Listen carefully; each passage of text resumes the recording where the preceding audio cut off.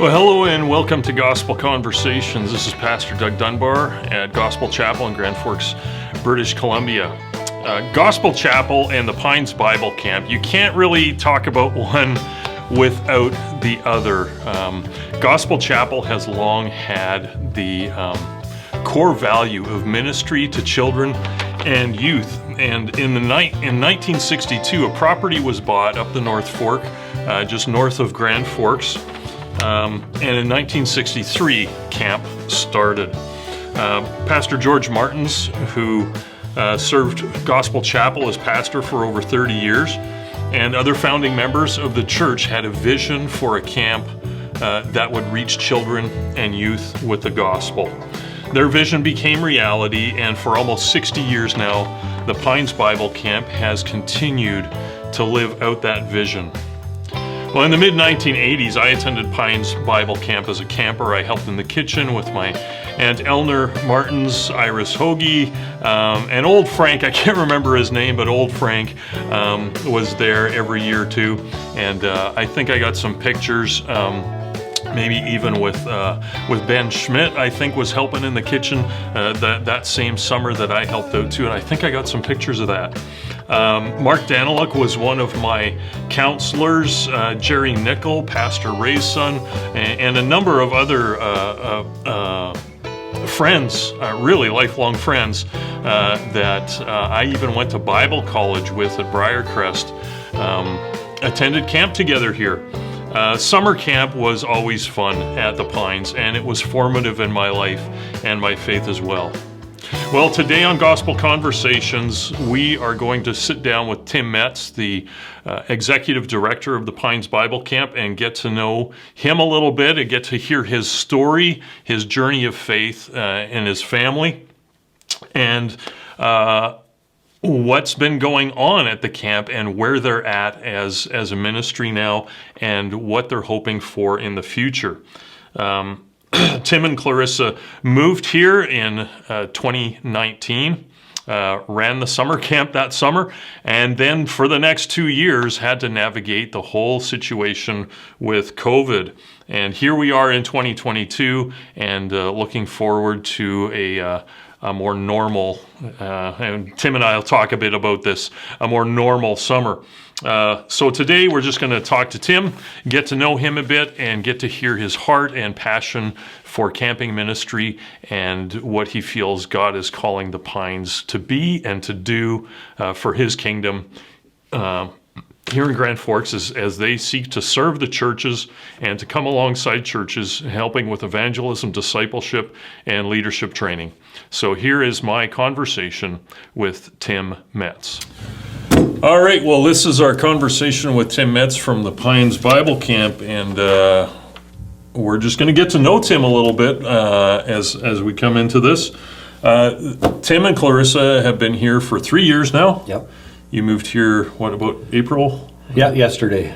Yeah, yesterday. 3 years yesterday, yeah. 3 years yesterday. Yep. They have been part of Grand Forks and Gospel Chapel, but really the last 2 years have been a bit of a gong show, so yeah. You're still kind of getting to know everybody here. Absolutely. Yeah, we were excited when we first came to get to know everybody. There are lots of people in the church with similar age kids and similar life circumstances, so we were excited about that. And then camp ended and COVID hit, and we've been kind of still in that new to the community mode for the past 3 years. Yeah, well, this is Grand Forks too, so new to the community lasts for absolutely, yeah, the rest of your life here, for really. Sure. Yeah, small towns, yeah. That's the way small towns roll. Yeah. And you've come from kind of small town too, yeah, right? Yeah, I grew up in small towns, moved here from Lillooet, which again was another really small town before that was in Princeton. So yeah, we've been, since we've been in BC, it's been small town after small town, which we enjoy. But definitely breaking into those circles can be a little more challenging. Yeah, for sure. Well, we're going to back up a bit from the now and just get to know Tim and maybe a little bit of your story, your faith journey, and your family journey as well. So, where were you born and where did you grow up? So I was actually born in northern Manitoba, a little town called Leaf Rapids, a little mining town up there north of Thompson. So we were in the boonies.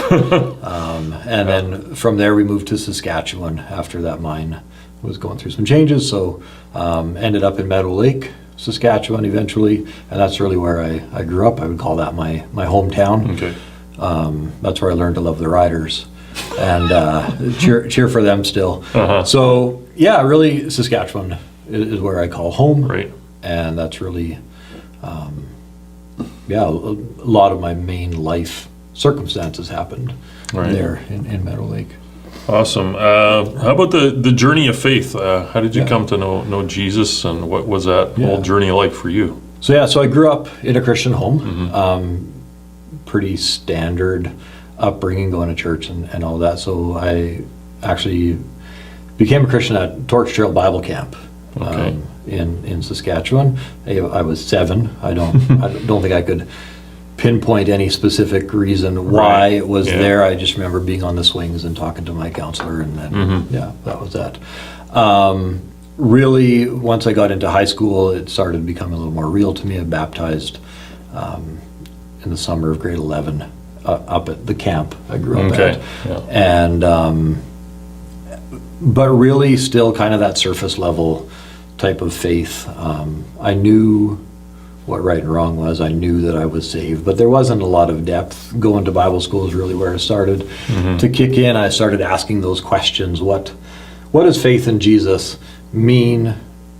How does it get lived out? What does it look like in a practical level? And then really in the past 5 years is where I started to really embrace just that richness of Christ and what he's done for me, but also the weight of the responsibility that I have in obedience to him and in service to my family and to my church and in service to him. So it's been an interesting journey, but it's been good. Right. Well, it's always growing. It's always changing. Yeah, I'll be different tomorrow. Right. and that's a good thing. It is. Hopefully. Hopefully I'm different on the right side of that. Awesome. So how long have you guys been married now? You and Clarissa? We've been married for 22 years. Okay. We actually met at camp. We did the thing that every camp director tells their staff not to do. But I didn't go there looking for a wife, and I don't think she went there looking for a husband. So it happens. It happens. And who are we? What God has joined together, who can tear apart.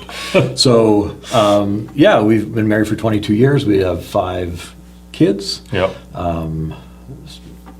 Born, right from 2002, until 2012 is when our youngest was born. Right.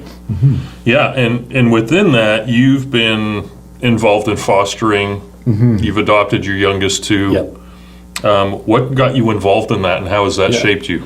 This could be a big one. When I was thinking about this and writing some notes, I got a lot on this and I had to pare it down, pare down my thoughts. But it really started with, they were friends of ours that we went to church with, they were in a small group with, and they were really heavily involved in fostering. And they mentioned to us one day that there's a need. There's this mom who went into the hospital, she's having her baby, and but the plan was for that baby to go into adoption. But there wasn't anybody lined up, so they needed a temporary home. So we made some calls. We hadn't been officially designated as foster parents, but we were, okayed for respite care for this baby. So Clarissa went with the social worker to the hospital and picked up this little girl. And she won our hearts. And it was a really difficult experience. She wasn't with us for very long. And there were things with the process that didn't go quite the way we were hoping, and so it was difficult, but we were hooked at that point. And we decided, let's take the training, let's get the clearance, let's do all that we have to do, get our home study done, all of that, and so we became foster parents. And throughout the years that we were in Meadow Lake, we fostered probably 15 to 18 kids, some for 24 hours, some for months, and Jenna and Elias, our youngest two, were part of that. We were caring for 2 of their older siblings, and then Jenna was born, and we no longer had the older two siblings. They needed more specialized care, and they were looking into an adoption situation. So that worked out for those girls, Right. and they're in a really fantastic home. And then Elias was born. So Elias came with his sister, and we started that adoption process Okay. there in Saskatchewan. Finally ended 8 years later. Right. Yeah, like that was that just last year or the year before, 2020? 2020. Yeah. Yeah, we had to go to Nelson to sign some final Yeah. paperwork. But yeah, it's an interesting journey. It's something that has really deeply impacted us for the better, really understanding more what love looks like. And not just love for the babies, but love for the families that are Right. involved in this process. Yeah. Meeting mom and dad of the birth family, and sharing with them and getting to know those families. Okay. It's an interesting, really. It's really hard to explain how that impacts somebody. Right. But yeah, what we've learned along the way, and just the compassion and joy that we've had through that, despite all of the challenges. Yeah, some very some challenging. systemic stuff, but also Right. just bringing children in and out of your home. It's hard on a person. Right. But I Yeah. wouldn't change it for the world. Yeah. Oh, that's awesome. And what before you were at the camp, like you were in Lillooet, but you were working in a social services. kind Yeah, of I was thing, working right? in employment services. Okay, Yeah, employment working, services. Yeah, Okay. working with unemployed folks, semi-employed, underemployed individuals who are, so it's interesting. Some of the folks that I served actually in Meadow Lake, turned out that we got to know them better or differently by fostering within that circle, whether in Right. our home or within the circle Okay. of foster families in that community, getting to know some parents and whose kids were in care, but also working with them to find employment, to get out of some of those root causes of where they were, Right. what got them into that situation, and just walk with them. So walking with the kids is an interesting thing, but walking with mom and dad is a completely different Right. scenario, and Yeah. it's joyous as long as frustrating. Well, yeah, and you're seeing the bigger picture of how things how things happen. You know, kids don't just end up in foster care just because. There's a much bigger picture. and there's a lot of stereotypes out there, Right. but the system really at its heart is there to protect not just the child, but also the parent or parents and the family unit as a whole. They're really there to preserve that as best as they are able to. And sometimes it does turn into an adoption situation, but Right. the end result is always permanence in one place or another. Right. And ideally, and we would always advocate for the parent as well. Right. That is where, in an ideal world, that's where all the kids Yeah. should be. Right. So. Yeah. Well, you're now in full-time ministry at Pines Bible Camp. You have been involved in some camp ministry in the past. When did you sense God calling you into kind of that full-time ministry capacity? What was that journey like, and why camp? Well, let's start with the why camp thing, I think, first. Sure. As I mentioned, a lot of my story has involved camp. Right. I was saved at camp. I was baptized at my church's family camp. I attended camp since I was 7, or Right. probably before that. I think as a child, going to Simon House Bible Camp in northern Manitoba or West Bank in southern Saskatchewan, and just being involved in camp from an infant. Right. It was. And you met your wife at camp. And I met my wife there. It was just a natural, I think it was really just a natural thing. And I grew up loving it, from camping to being a summer staff to doing some programming and speaking and everything across the board. It's just kind of, that natural thing has always had a huge part of my heart. Full-time ministry, the calling, if I think back, it's probably been there for longer than I would recognize. Okay.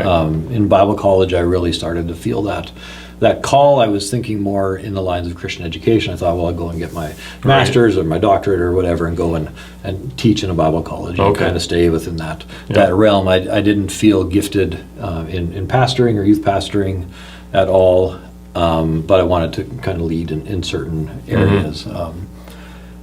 So I did try my hat with pastoring for a while, and that was bumpy. I don't know. Yeah. What are you talking about? And I've done other ministry positions. So I think maybe I was looking where God wasn't leading. Okay. I think is a lot of it. Right. And now we came to camp. I lost one of my jobs. I worked in a lot of government organizations, so contracts shift and change. So that position came to an end in Meadow Lake, and I was looking, and our kids had just gone back to camp, or just gone to camp for their first time up at the camp I grew up at. And we really just fell in love with it again. Not just me, but Clarissa and I and our kids. We really just loved that. So I was looking for a job. That camp was looking for a director. I threw my name in the hat there. They wanted they wanted like part-time, half-time, and I wanted full-time, and so it didn't work out. And then I started scouring the internet, and there was some in BC. So God led us to BC, and I learned a lot at the first camp I was at. I loved the camp. I loved the people that were involved in there. It was messy. There's a lot of things, and we don't need to go into details, but there was just a lot that was going on, and it had to. It was hurting me. It was hurting my family. I just had to make that decision to take that step back, and then And is that when you got into the employment thing? That's when I went made back. The transition I went back into employment services. Okay. That's I was doing that a lot in Meadow Lake, between some ministry appointments. Okay. My first full-time, other than pastoring, was working in a drop-in center. Okay. Doing employment services there, and it was a Christian-based organization. So I got my feet wet there. Then I moved to a nonprofit, and then moved between the camp and Pines. I did that employment services again in Lillooet, and I was able to heal. A little bit from, probably didn't really understand how much the hurt from some of these other ministry positions was built into not only my experience, but my response to some of the camp stuff that was going on. So able to take a couple of years to breathe and heal and really rediscover my faith again. Okay. Yeah. Cool. And so now you're here. Yes. Been here for 3 years. What led you to Pines? How did you find out? I mean, that this happened shortly after I got here. They were looking for a director. And here you are. How did all that come about? From your perspective, from my perspective, I always say it was God. Right. I wasn't looking. I was very content, maybe complacent. Okay. Where we were, and that's probably the most dangerous place to be. And I just accepted a new role within the organization I worked with. That wasn't just Lillooet focused. It was within the entire provincial scope of the organization I worked for. Okay. We were doing work on the house. We got the yard all set up. We were set to say, Lillooet, this is our forever home. Okay. And then in October of 2018, I got a phone call out of the blue from a guy I met at the previous camp. Okay. We got to know each other fairly well, but he's friends with one of the dads of at the time, one of our local leadership team members. Okay. And they were talking on a hunting trip, I think, and said, Pines is looking for a director.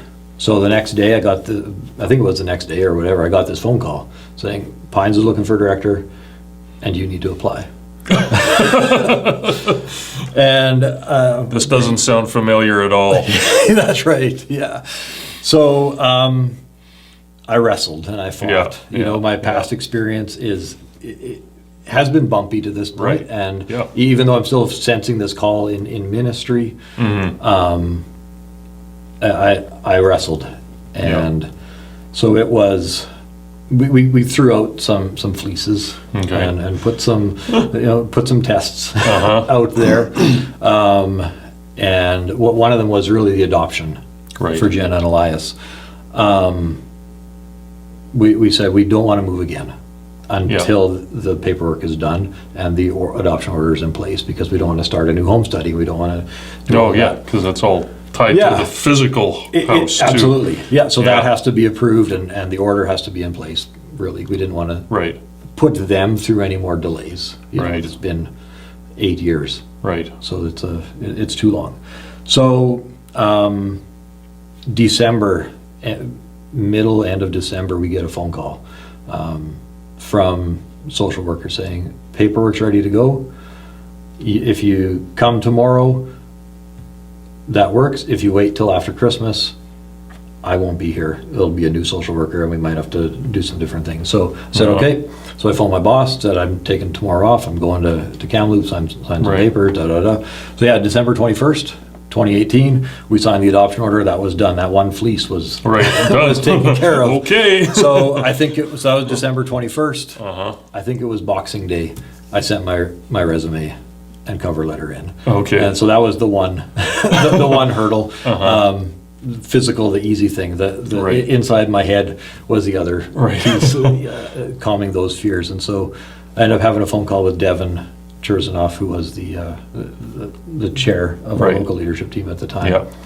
And I'm pretty sure I asked him more questions than he asked me. And I don't remember much of that conversation. I just remember feeling afterwards that there's some peace there. I felt confident, not in me, but just in this call that I think this would be a good move and a positive thing for us. And we hadn't even been officially interviewed. We haven't seen the camp. None of this at the time. But one phone call. But I had some peace about it, and God was really softening my heart to go into ministry again. So then February we came out here for the interview, and again, a few more questions, a few more tests of God. We know there's housing on site, but we're not a huge family, but we're a family of 7. So we need to make sure the house will fit. And so we said, okay, if there's 4 bedrooms, it's a strong possibility. If there's 5, it's a no-brainer. We walk in, there's 5 bedrooms. Say no more. I haven't done my interview yet. I haven't even been offered the job, but we're like, this is it. Yeah. But still, I'm like, it's just a possibility. Nothing's set in stone. I still have my job. Right. And that is fine. Come back to work on Monday or Tuesday. Had a meeting with my CEO, and we as an organization, again, government contracts. We were going through some contract negotiation, and I knew there were changes. I knew Lillooet was being revamped to a certain degree. Okay. So, but I was still, because I was in this now more provincial role, I felt fairly secure. Well, Tim, we gotta just let you know that we'll be laying you off in October. And I said, you know what, Tom, here's where I was this weekend. Here's why I booked Friday off. Right. And so I got to share a little bit about, I don't know if I went directly into the gospel, but I got to share a little bit about what this was and how I really felt that, this is perfect timing. And Wow. it's God's plan here. So don't feel bad about, because it's a hard thing when you lay people off. Right.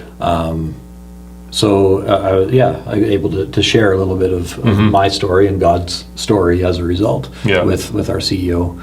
And it was either that night or the next evening I get a call or an email from the local leadership team here at Pines offering me the role. Right.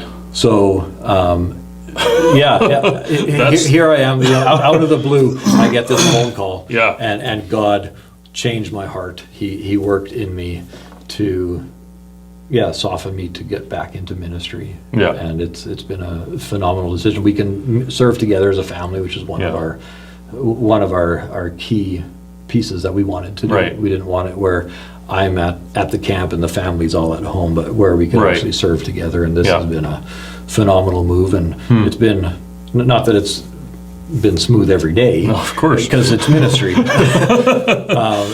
yeah, when we're doing God's work, as you know, there's challenges that come up, but definitely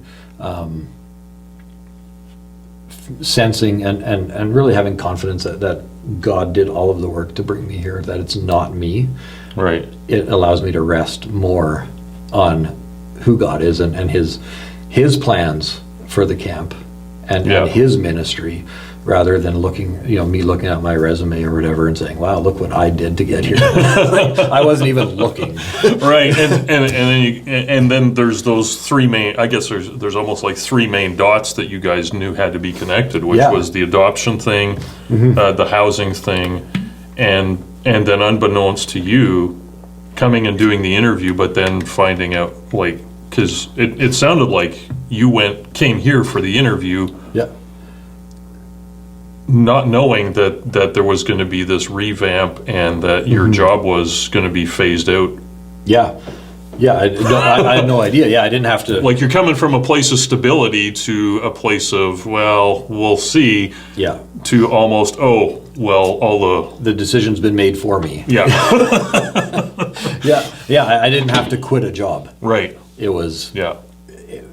If there was anything more clear, right. I don't know what else could have been put there to just rip those blinders off my eyes and say, you are going back into ministry. Yeah. And which I think the other roles that I did have, it was me applying. It was me initiating that process to a degree. I think obviously God did open those doors, which did lead me to Pines, but it was kind of me and my desire to get back into camping ministry, my desire to kind of do, but now it's like my desire was kind of to be content in Lillooet. And that got thrown out the window. Yeah. Which we're happy for. Yeah. That's awesome. And so you got here April 2019. Yeah. Just before summer camp starts. So a lot of that first summer here, everything was already kind of Riley had been the camp director up until that point, had set up a lot of the stuff for summer. So you kind of came in, had to run that summer as is. Yeah, I just watch and learn, and I made a couple of hiring decisions. Right. But for the most part, summer was set up, and I just got to watch and learn and see what is Pines all about. How does Pines do camp, and what makes that different than any other camp that I've been involved in. Right. Just watch and see and hopefully get to know the community a little bit. But really it was hit the ground running and hopefully learn something along the way. Survive. Exactly. Yeah. And then so that's summer 2019. Not a normal year for you as a camp director because you're coming into stuff that's already been done. Yeah, everything was planned. And then summer 2020 and 2021 happened. Yep. So really this coming summer is your first normal. Yeah, and I'm trying not to use the word normal because when I communicate out, I always say this is it'll look... We're not going back to the way it was 2018. Yeah, it'll look more like a typical summer. Right. Yes. Whatever that is. Whatever that is, but it's not going to be normal by any stretch, because there's still things that we don't know what will happen. And there's still there's decisions that were made in the past 2 summers that worked out really well that we will continue to be adapting into our summers now. Yeah, so what were the last 2 years like for the camp ministry? I mean, it was challenging enough for a church, but for a seasonal ministry, there had to be an extra layer of challenge to that. Absolutely. So we're at summer camp, obviously we're used to having kids come out and we're living in community with overnight camps and school groups, and all of a sudden all of that got stopped. So we had to find new ways and new methods to share the gospel and to do evangelism, not only just with our community, but with people who might be traveling to the area for summer. There weren't quite as many restrictions travel-wise that first year. Right. So we opened up the camp to do some more family ministry. We invited families to come and camp, whether we were serving them or they were just doing their own camping. And the conversations that we were able to have with families, saying this is our first family camping trip, or the first time that we've actually been able to get away. And the opportunities that COVID presented that, where everything was shutting down and we weren't really allowed to do a lot of traveling and like typical holidays, normal type holidays. Families were going and getting together and doing Christianese, doing life together. And to see that, so 2021, we thought, how can we maximize that? There was a few more openings. We were able to do some overnight camps last year, so that opened up some family camping, some formal, where we could serve and we could open up our dining hall to a certain number of people, and we could do some additional things last summer. So seeing family ministry take hold, and also through this, partnering with churches to see how can we serve churches who can't gather, who are very limited, but to come outside at camp. And so partnering with Gospel Chapel for spring church services for a couple months. I think we were there April and May last year. April and May, So it was phenomenal to do church, in God's creation. It's like, that was great. It wasn't like a camp church service, but it was church, and it was phenomenal. That really.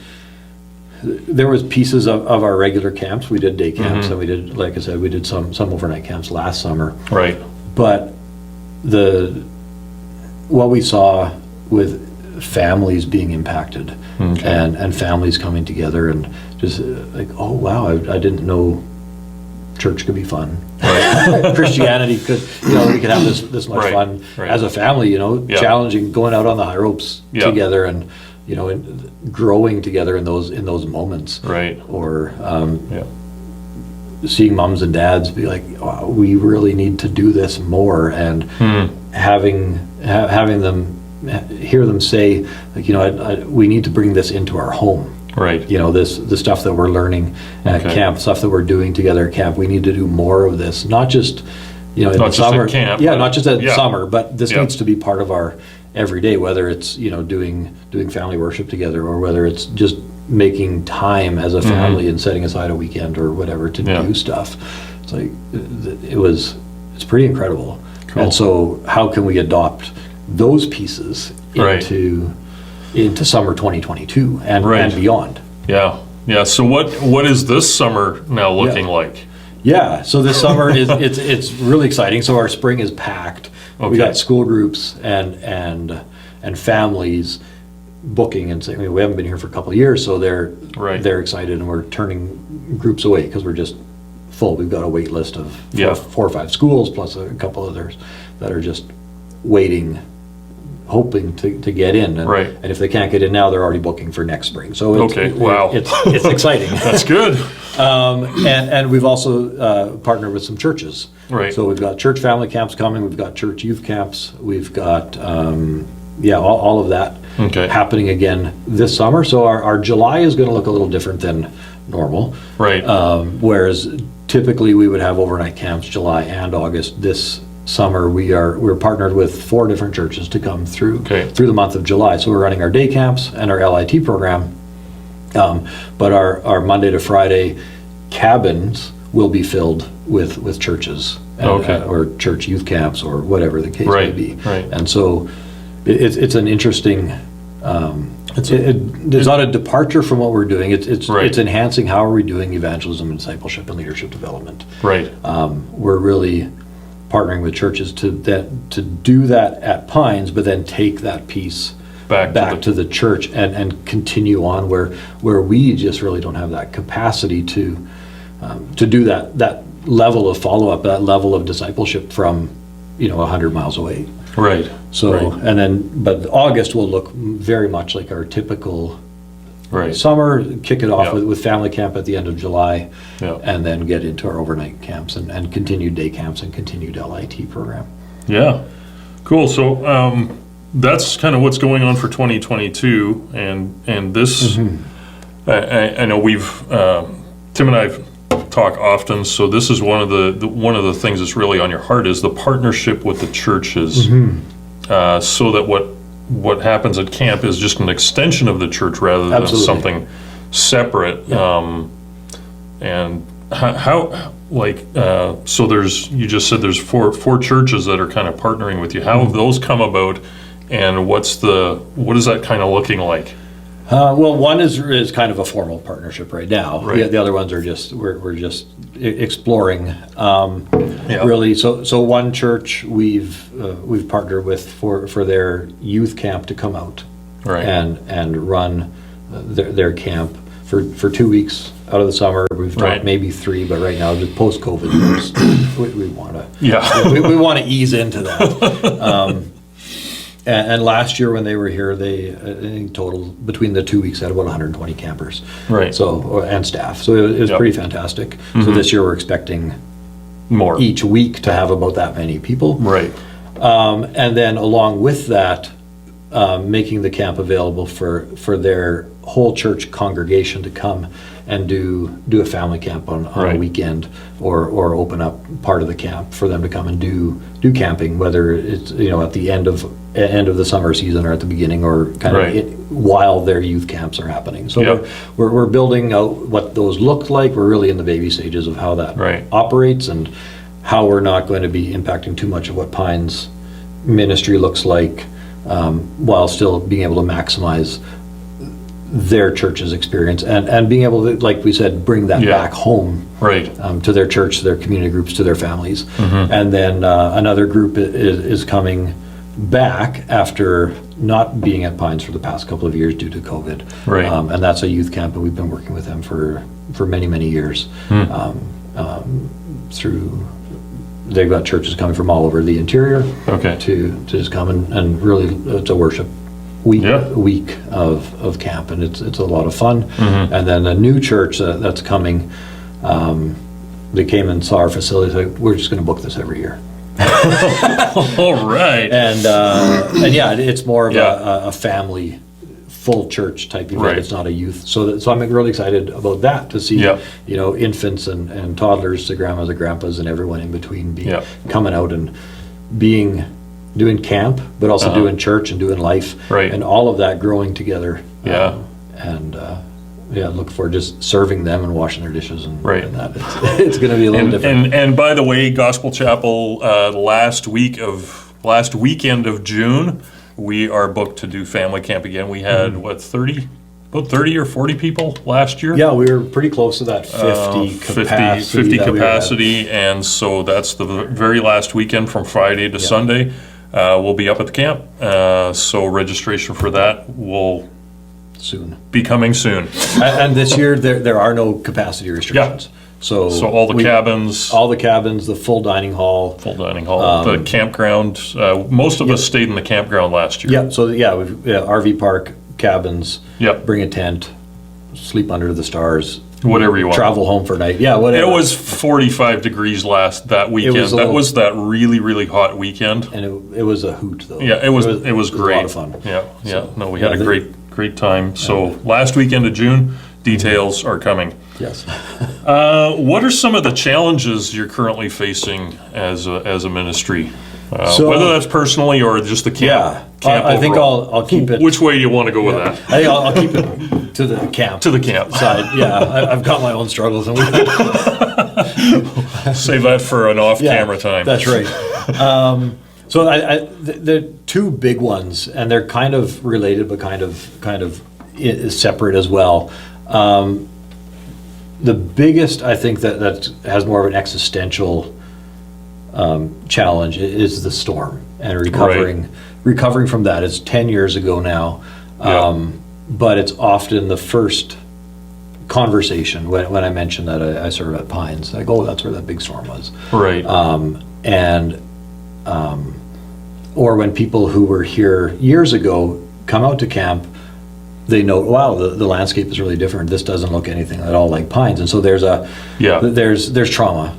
There's actual trauma for those who are there, but there's also this this trauma that this camp that you grew up at and you love, and it looks a certain way in your mind, and your experiences were shaped by the landscape, now it looks completely different. Yeah. I'm going to ask my Uncle Tim to send me some pictures of when I helped out at the camp in grade 10 or 11. Yeah.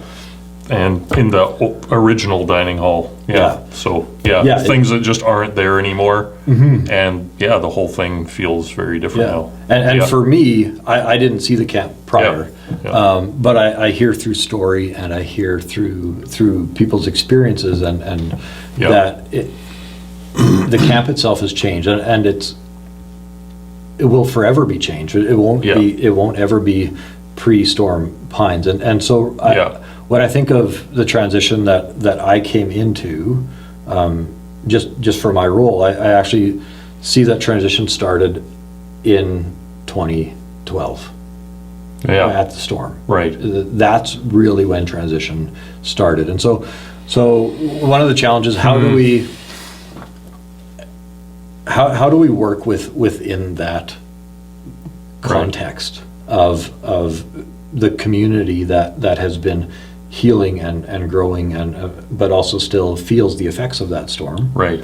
How does Pines be that place of healing and retreat, while also still recognizing and knowing that this is a hard place for some people, and whether they were there or not during that event, there is still there's emotions attached to that. So how can we welcome and help people heal through that, but while also continuing to recruit and build on what God has been doing there. So that's an interesting, like I said, it's an existential challenge. It's not necessarily a practical, if I only had this, it would be better. But one that is for sure. So I just know, I'm walking around camp, and it's been breezy here the last couple of days, and so you get into the trees, and it's howling and whistling through there, and you think, so I'm evaluating risk, but I'm also having conversations with people about how we could utilize the site for healing, for a lot of the challenges that we do with our high ropes course can really be integrated into like mental health programs and all of those things. So there's good that can come out of this as well, and we're just how are we getting to that? So that's and a big existential challenge there. Other challenges that are kind of on your radar at the moment. I think that the biggest one, that's a real one that we could deal with, it is debt.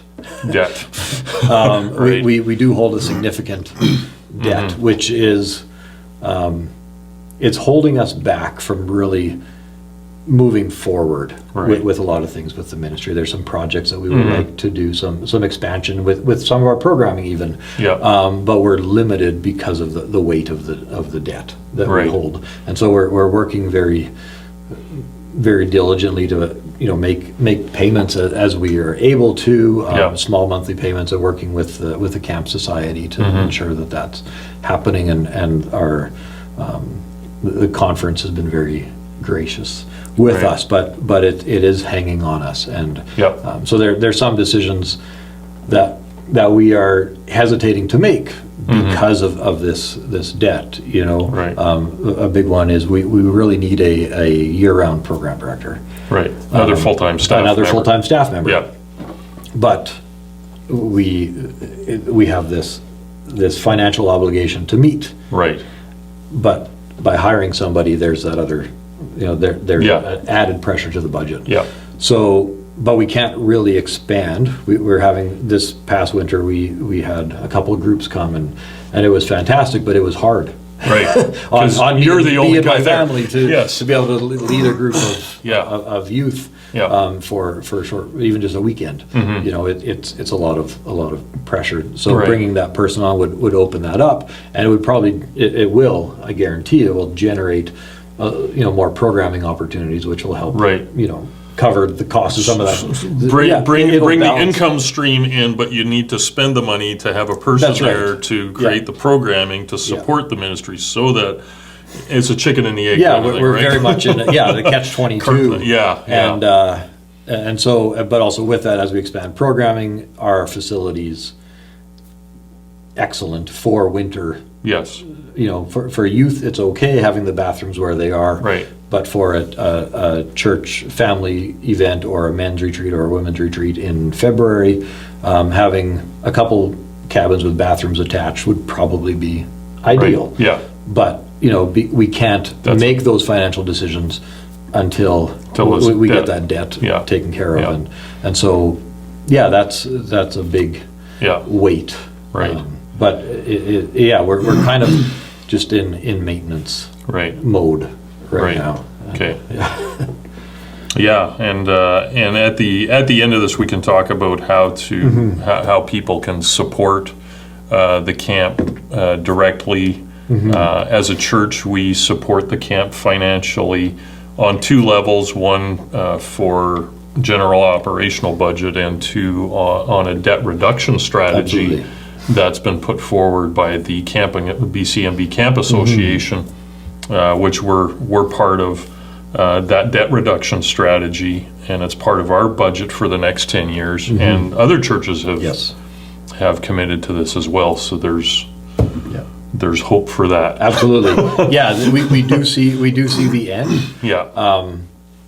But it's still that. It's still it's a long game. It is, and debt it's a reduction reality. strategy. But I think once we really start rolling with that strategy, it will free up some of my brain power, Right. and even some of our programming ability to be able to do that. And as we expand our programming, we may be able to just pay it down faster by having a little bit extra to do that, or be able to raise some of those other funds to get the facility where it needs to be. Right. But I would say, challenge-wise, those would be the two biggest ones. Yeah. And I guess kind of a smaller-ish one, just being in transition for so long, there's some just behind-the-scenes, day-to-day stuff that we need to work at modernizing and updating. We're working within them, and there's nothing wrong with what we're doing. It just has to be updated. Right. With some of our policies and processes and systems that we're using. We've even integrated a few new ones, but we're only able to use this much of it because we just don't have the time to invest into really using the full scope of it, because we're just going. And so I'm working on all of those pieces with some support, but for the most part it's on my shoulders. You're kind of on your own in a lot of ways.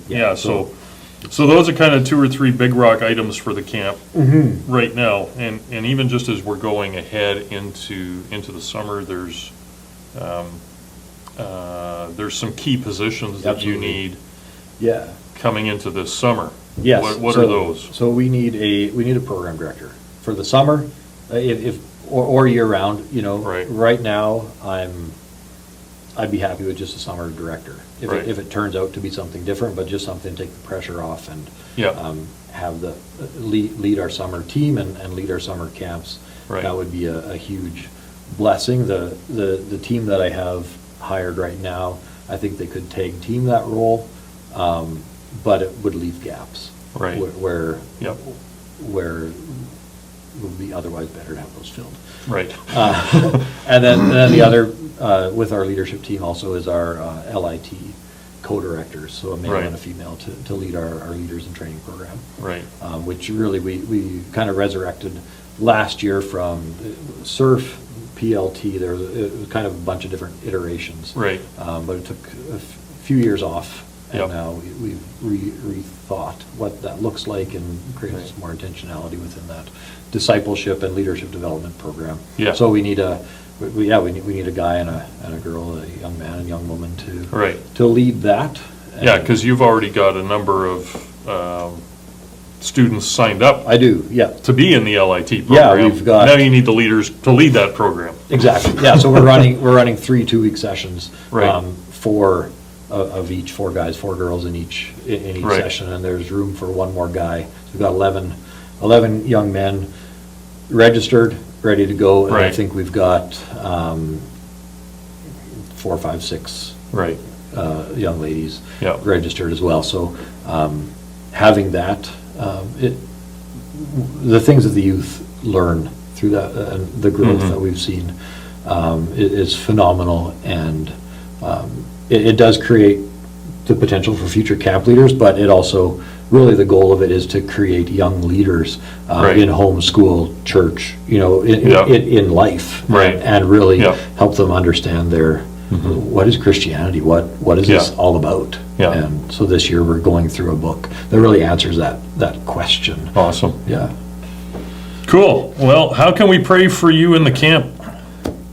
Well, I did write this down because I just want to, yeah. I think the big thing is endurance and rest. Okay. Camp is a place where we have to be on a lot of the time. Yes. 23 out of 24 hours a day. When you're out and about with the kids, you're running. Yeah. And the kitchen is going, the planning is going, like everything is happening. You're always, on Monday when the kids get here, you're starting to plan for the next Monday. So we're always working that. So we need a lot of endurance, but we also, this year we're trying to build rest periods and be more intentional with that. We've always had that, but we're going to be a little more strict with, no, you're on your rest period, you're not helping with dishes, you're not, you're off, go to your cabin, Perfect. Yeah, so so just that we will take those opportunities to rest, whether it's oh wow, I'm sitting and I don't have anything to do right now. We are I guess wise with those decisions. Yep. But also that we have that and we always have it. God is always faithful. That endurance. It's like, wow, we made it. And then day camps end, or that day after, we're just like flat out sleeping. Yeah. Like, I don't know how I made it this far, but we did. So I just really, really pray for those rest. Endurance, rest, staffing, as mentioned, and also not just that we get the staff, but that our staff are coming really with that heart to share the gospel. Right. That's the big, in all of the things that I shared about, really, if we're not doing the gospel, why do we exist?